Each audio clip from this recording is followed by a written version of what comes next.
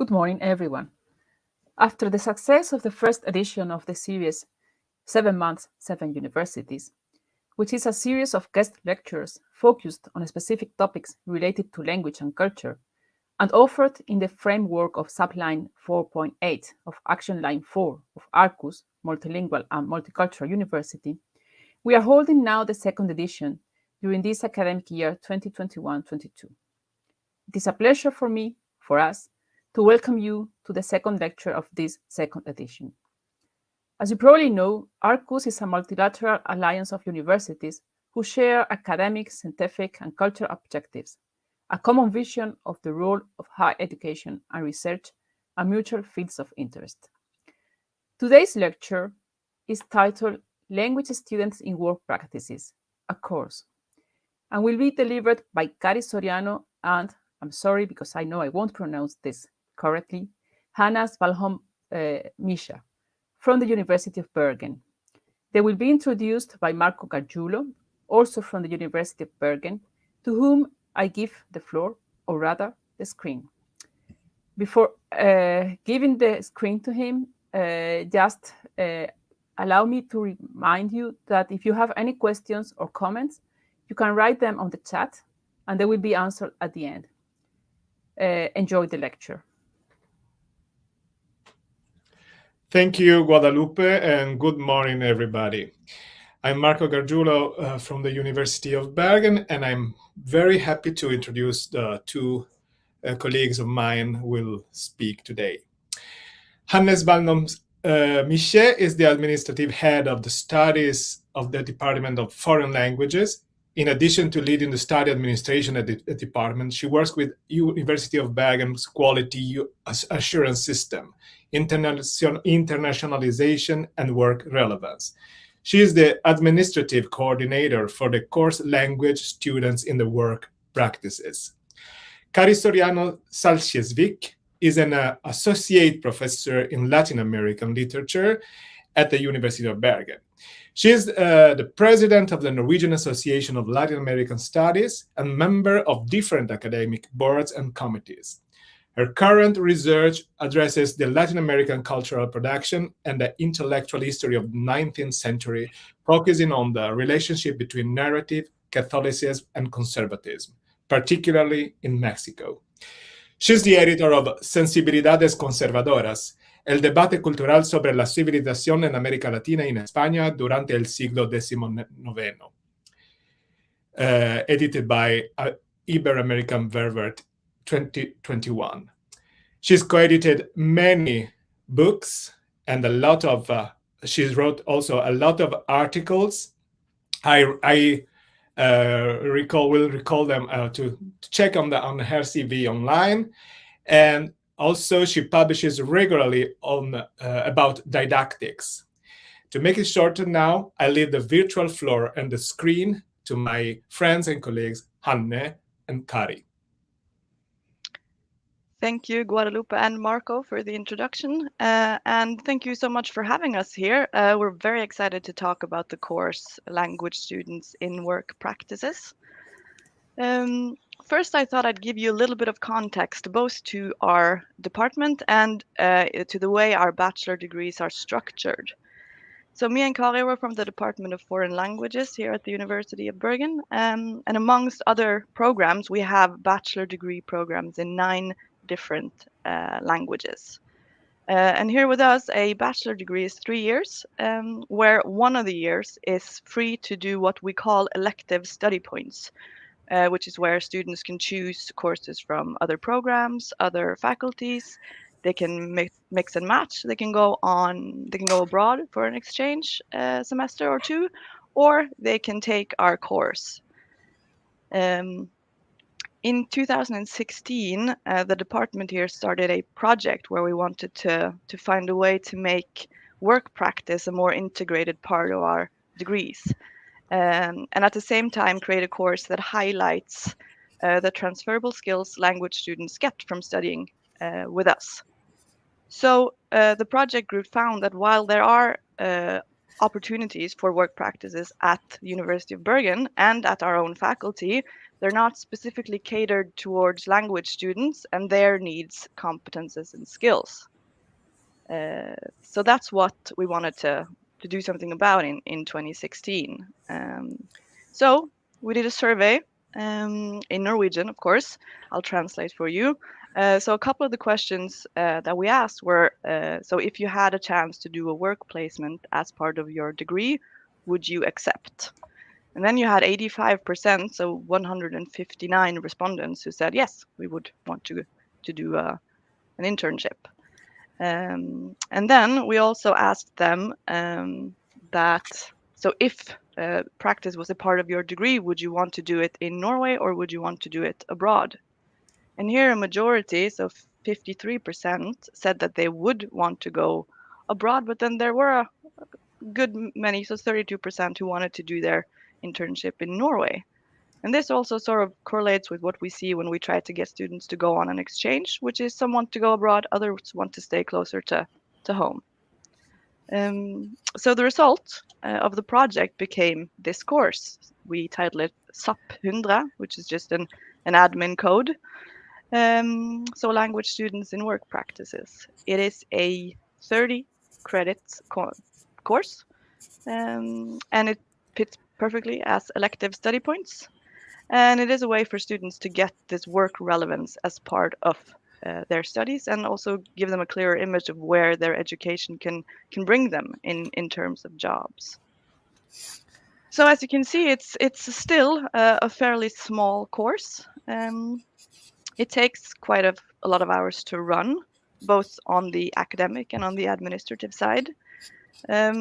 I think it's nice to point out that we really like using these hours to ensure that a smaller group of students have a great experience. And sometimes it stands a bit in contrast to how we otherwise have to work in this numbers game of ours, where we want a lot of students, we want to work as effectively as possible. So it's really a privilege to get to put in the hours here to build this course and make it as good as possible.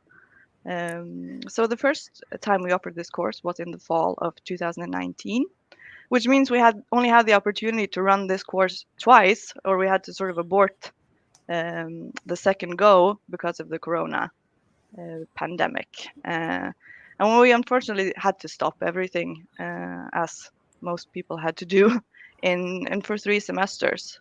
So for the fall of 2020 and then the entire of 2021, we weren't able to offer this course.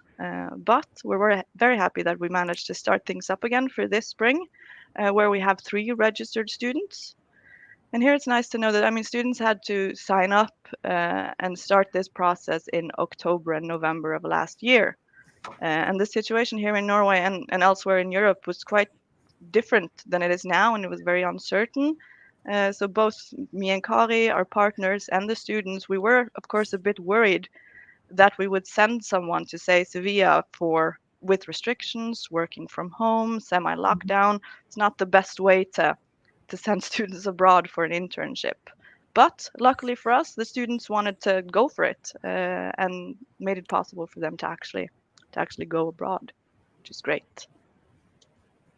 So just a bit about how it works on my admin side and also including Kari here. So what we do is that we advertise our work placements online.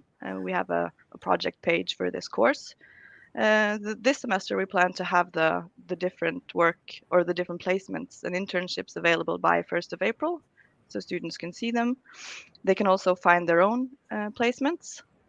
Students then submit an online form where they give us some information about their previous studies, what placement or what internship they would like, and then they also write a motivation letter for us to read. And then this forms the basis for our selection process. So this course is mainly for our BA students with 60 credits in the foreign language they're studying with a C average. If we have vacant placements, we also offer the course to other UIB students if they have the 60 credits in the foreign language and the C average. And we can sometimes waiver the 60 credit for students who are native speakers. But based on their application, me and Kari, so the course responsible and the administrative coordinator, we try to match the student with the best possible placement and internship based on their application. And I thought I'd give you a couple of examples of where we've sent students before. So we've had a very good cooperation with Das Erich Kästner Haus für Literatur, and excuse my poor German here. Students do administrative tasks at the Literaturhus, they work as hosts, do both written and oral information, and they're part of the administration there. We've also sent a student to the study abroad office at the University of Lincoln. We had one student go in the spring semester of 2020, so she of course had to come back midterm, but managed to complete the course, and she had a great time. She worked with internationalization, student exchange, office management, an internship I would actually like to do myself. So that's great. And then this semester we have students who are abroad right now. So we have one student at also at the International Center of the Universidad de Pablo de Olavide in Sevilla. So the student here is a member of the administration. She plans and arranges activities and excursions for international students. She organizes the Spanish section at the library. She does content production for online brochures and flyers, and also partakes in admin stuff like emails and archiving and that such. And we also have the Expo 2020, so the World Exposition in Dubai. This was postponed from 2020 because of the pandemic, and our students there work as hosts for the Norwegian pavilion. So they were looking for students with, of course, good English skills and preferably some knowledge in Chinese or Arabic, so programs we all offer. So we have one student there now. She's there for a 3.5, 4 month stay, and we actually had 3 students go here in the fall semester of 2021, but we couldn't offer this course, unfortunately, at that time. But this is a once in a lifetime opportunity for the students, so we're very eager to hear back from both of these to see how they're doing. And because this is a work in progress, this course of ours, so we're trying to find new partnerships and new placements for our students. So we've been in contact both with the Arcus Alliance for possible collaborations through this partnership, and we're also in contact with the Istituto Italiano di Studi Germanici, yes, in Rome for future collaborations. So please feel free to contact us if anyone is interested in being a part of this course with us. It's really great fun. Yeah. Then I'll give the floor or the screen to you, Kari. Yes, thank you, Hanne. You went through most of the things we do in the course, so I will take a look at the academics. Thank you, Marco, and thank for the kind presentation, and to the Arcus gang, I was going to say, for inviting both Hanne and I. It is a privilege to sit here and talk about something that it's important for us both. I'm not going to say personally, but professionally. We have an investment. We have a personal investment in this course because it is a pilot still. So it's a kind of our baby. So as Hanne has pointed out, we followed the encouragement of the policymakers in Norway, and the answer the students gave us to the polls, and we created SAP 100. And that was okay. We send the students to work somewhere, but then we were going to give them credits, student credits, 30 credits, because it was the course was for a whole semester. So how the big question at the beginning was, how do we make the course so that the students actually work with academics, that the course has a concrete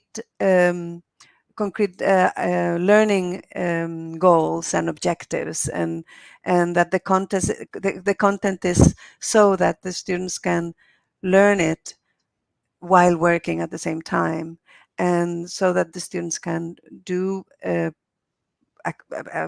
learning activities like writing at the same time as they are working abroad or in Norway. We as we defined the course at the beginning, we see that we set the objectives as the course aims to demonstrate the professional competence that the language studies provide through practice in institution and establishment abroad and in Norway, through observation, interaction, and students will gain better insight and awareness into the professional role and work pace. So with this definition, we could see that what we wanted to do is actually to get the students to do some critical thinking. We wanted them to get insight and awareness while they were working and using the foreign language that they had learned with us. Next slide, please. So we had to think about critical thought. What we meant with critical thought while in a work practice. The person goes out with a whole bunch of values, experience, society, culture, family, and goes into work. That job, when you're talking about professional programs like nursing or cooking or law or medicine, has a very specific and concrete definition of what practice is. If you are a nurse, you have to learn how to put a needle into an arm, and either you are competent doing it or you're not. However, in the humanities, this critical thought about your own competences, or how do we think about the competences, is a little bit more blurry. And this is because in the humanities, we do tell stories. That's what we do. We don't do things like changing wheels or making cakes or saving people. We tell stories, we narrate. Our goal, as I write here on it's to look at what we do, to think about what we do, to analyze patterns, to set them against the one another, to compare cultural patterns, to understand cultural variations, and to read actions, to read text, to read aesthetics. And it is here this is the starting point of our definition of the contents of the course. And then we can go to the next one, because this, especially the understanding of different cultures, the cultural patterns, took us immediately into the notion of intercultural competence, which is blurry. And I am not going to try to define it, because I know there are tons of people around that define it much better than us. But the focus then was on not so much what the activities they were doing, like whether they were organizing a library or writing emails or creating materials for a web page, but the academic content of the course was defined through the notion of intercultural competence. And what we wanted to do was to encourage students to think critically about what the meeting with a new culture.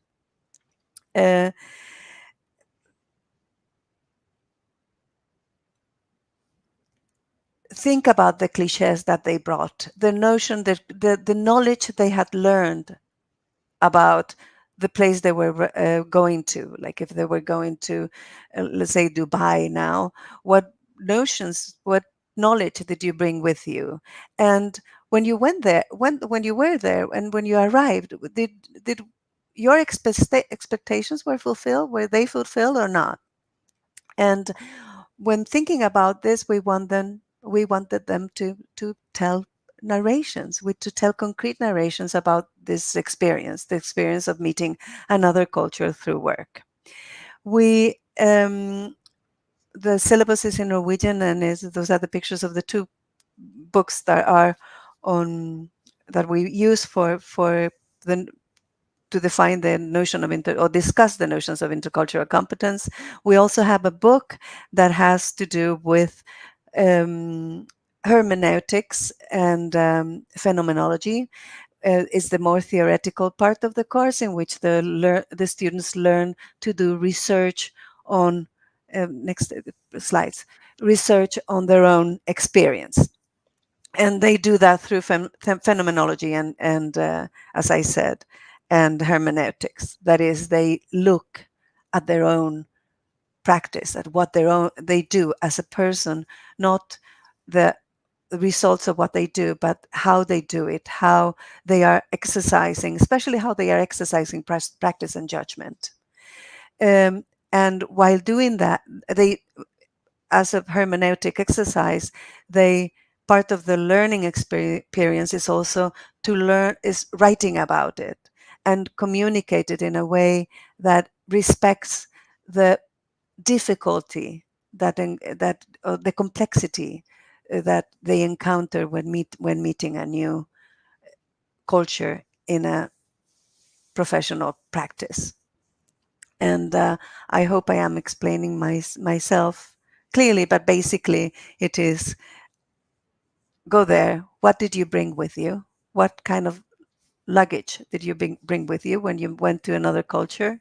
Think about not only what they do, but also what you do, what were your expectations, and write about it. This is what we want, the product of a trained humanist is to write. So we wanted them to do that. Next. Therefore, and now I'm going to go over to the way the course is organized. We have a start before they leave, and this is not always possible, but the idea is that before they leave, the students have a little intensive course in which we talk about this more theoretical aspects, especially the way in which the techniques we use to write about work practice. And this is a mandatory course, which is normally about 8 hours on campus. And we have, at the same time, we have about 270 hours of practice abroad or in Norway. When they are out, we have online seminars, like about every 2 or 3 weeks. We are discovering that these students, when they are abroad, it's better to give them have contact with them more often than in regular, like, seminars of 2 hours. It's better to have a seminar of 1 hour every 2 weeks, or even half an hour, just to touch base, see what they're doing, help them, remind them that they have to keep on writing and all that. Through their stay and through the semester, they have to do 3 reflection exercises. The first one is very theoretical. It has to do with more about phenomenology and hermeneutics. The second one is often it is a video or a podcast they have to do about the workplace. They're not always allowed to film in their workplace, and then they do film in the city, and they tell us about where they are and all that. And it's because it's the second one, we can see already in the second assignment that they are very aware of how their the moments in which their expectations were not met, the moments of crisis as intercultural navigators. And the third one is more about writing about an experience. And then with all these 3 assignments, they do a final portfolio that we evaluate for the course. We are happy about the results. It is really a pleasure to read these portfolios they make, to read about their experience, but also about how critical they are, how they learn to, I'm going to use the word, to diagnose their own practice, to see where it goes, where it's fluid and where it is not, and to try to understand why work practice is not always fluid. and then at the end they also understand that it's not always fluid no matter where you are, but of course the focus here is intercultural competence, so it's in the culture and meeting that they focus. And so we are really looking forward to this course to stand in its own legs and have more students, more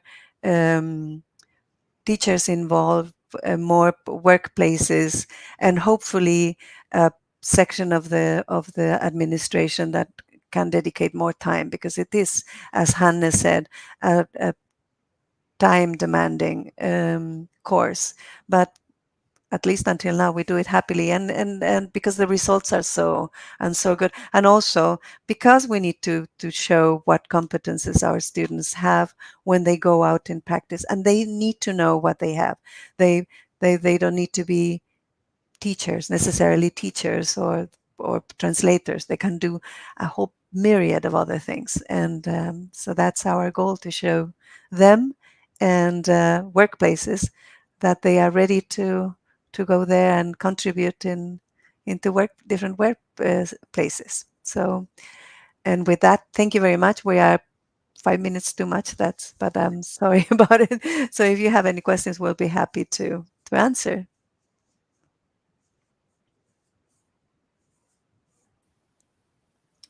Well, thank you very much, Kari and Hanne. It was very interesting indeed, and it's really good to see how something is working now from the beginning. I mean, an idea, how an idea has been developed and it is working. Let's see if we've got some questions from the audience. I've got a couple of questions, but I will wait for the audience to see if they have any curiosity, any comment, any question they would like to. Well, I'm going to break the ice, I think. I think, well, right now we know that work placements are, I won't say in fashion because it's not the right word, but it is true that more and more students want a professional experience before going into the real job market. So I think all these initiatives are really good because they are offered the work experience, but they are guided through the whole process, so they don't really have to go just on their own and look for the experience. So I would like to congratulate both of you because of the initiative, of course. But as I said, I've got a couple of questions. One of them is regarding the syllabus, the syllabus of the course, because sometimes when you offer work placements, students just go, they have their job experience, and that's it. And they come back, and okay, sometimes they get credits for it, sometimes they don't get credits for it. But in your case, you prepare a whole course. So I would like to ask, first of all, how you selected the syllabus for the course. It's a very good question, because we have to invent the course. So there's, at some point, maybe we have to sit down and write something about it. But there is no book that we could, no textbook that we could use for work practice in the humanities. So what we did was to once we decided that the focus would be intercultural competence as a place to explore through the work practice.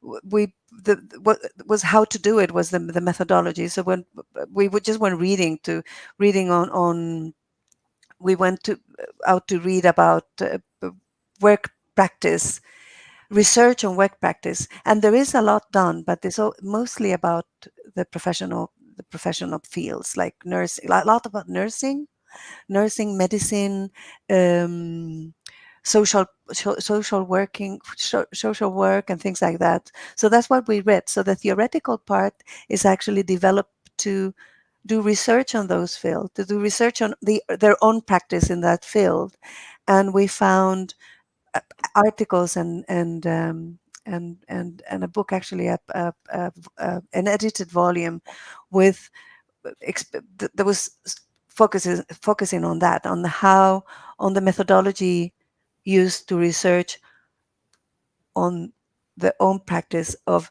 nurses and social workers and all that. So from that theory, we tried to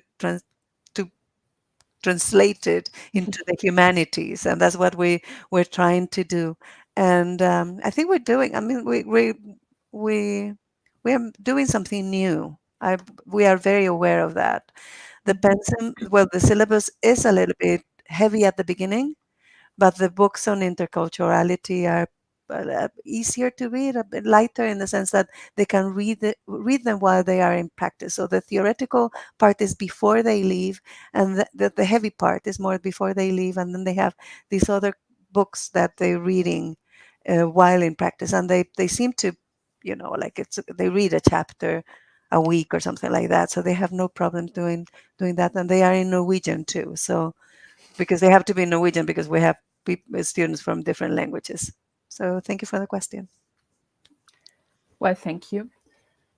Another question I've got, I see that nobody else is asking.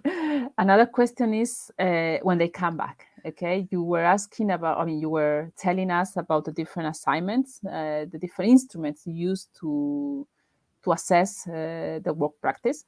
Again, sometimes when the students come back, of course, if they don't get credits, if they don't need the credits, the assessment, the evaluation is easy because they just have to show proof that they have been doing the placements.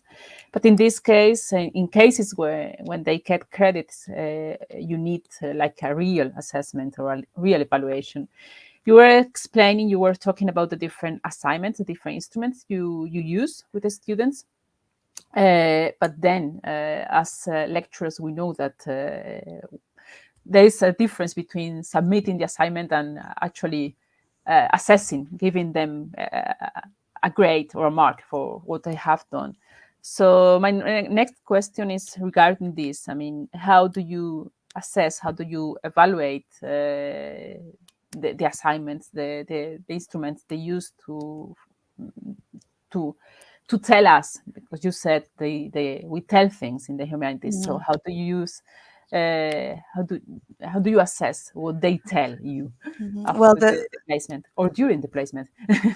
thank you. The three obligatory reports that they have to do, the video and the two written ones, they are evaluated. The first ones, because it is the theoretical one, is it's just pass fail. Those three have pass fail. The first one we just see if they have grasped the theory. The second one is to see if they are understanding what it means to be aware of this cultural meeting, and the third one is is when they start doing putting in practice the theoretical approach, the methodology used to research your own practice. That moment in which you look at yourself, in which you question not only yourself, but also not only the others, but also yourself, and it is pass failed. And so the grade is only given in the final portfolio. That one we help them all the way. I mean, they have tutoring. They have of course. I mean, and we give a grade. The grade is whether they are able to narrate hermeneutically in detail and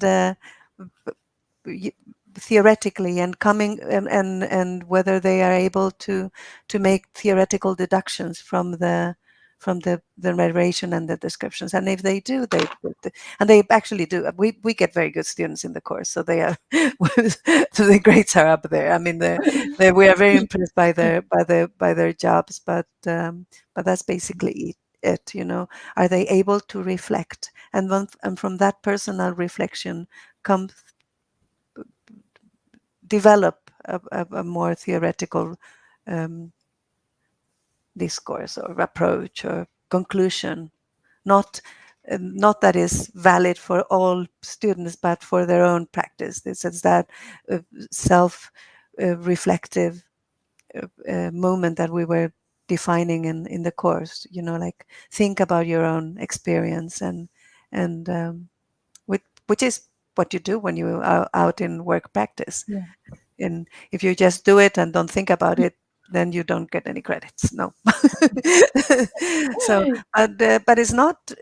We have not, because I evaluate the course all the time with them. Like and they tell me if the assignments are too much, but I haven't heard that yet. I mean, and I'm very flexible. I can, like if anyone asks me to postpone like the date of a like an assignment or something like that, I would do it, but they don't. They're just, they just do it because it's not. It seems that is we've found not so much in the first one. The first course was not so very successful in terms of how the syllabus was distributed throughout the semester, but it seems that we have found a balance, and the students are comfortable with both the reading load and our expectations for the final portfolio. Great. Well, I guess that since it is not compulsory to take the course, the students who really do it is because they are motivated Yeah. and they really want to do it. Yeah, they also get they also get the scholarship, that is Erasmus scholarship for practice. Yeah. So if they are taking for credit, so there is also an economic advantage Mhm. of taking the course as for credits, because then you get Of course. so it's but they learn, and that's what interests me the Yeah. most. Yes, of Or course. as the most. They actually learn a lot. Yes, of course.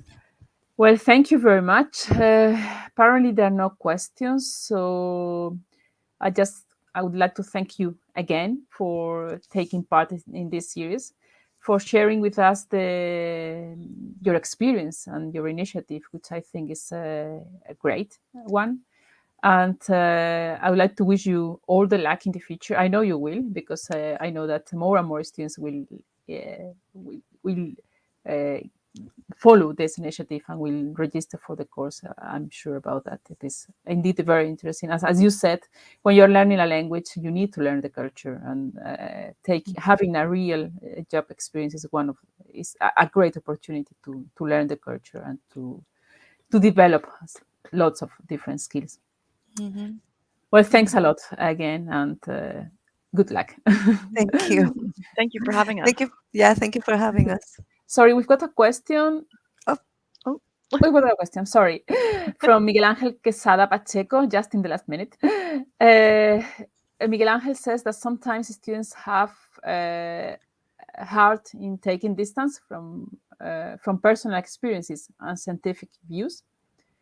So he would like to ask, how do you resolve this so that culture can be discussed from an objective scientific point of view? yeah, that's where phenomenology comes into the game. Like you start from you don't take distance. You start from the whole point is the opposite, that you start with the personal experience, with your own going into yourself, and by doing that, then you can afterwards take a distance and get into the objective and scientific point of view. And it has to do with finding the places, because what we want to do is talk about interculturality. What we need, that personal element that identifies where things go smoothly and well, and where they don't, because you have your own cliches or your own racism or your own um, like suburbity or whatever, like your own problems. So you need, in order to tackle in a productive way this meeting with different cultures, we start with the personal. And this is written, told in such a minutiae, in such a detailed way, that from that detailed narration you go towards the objective and scientific and theoretical discussion. So it's the opposite of what we are used to in a lot of in a lot of our research. But it's they are going to research their own work practice, so they have to start from their own to start with subjective, very subjective, and often emotional experience.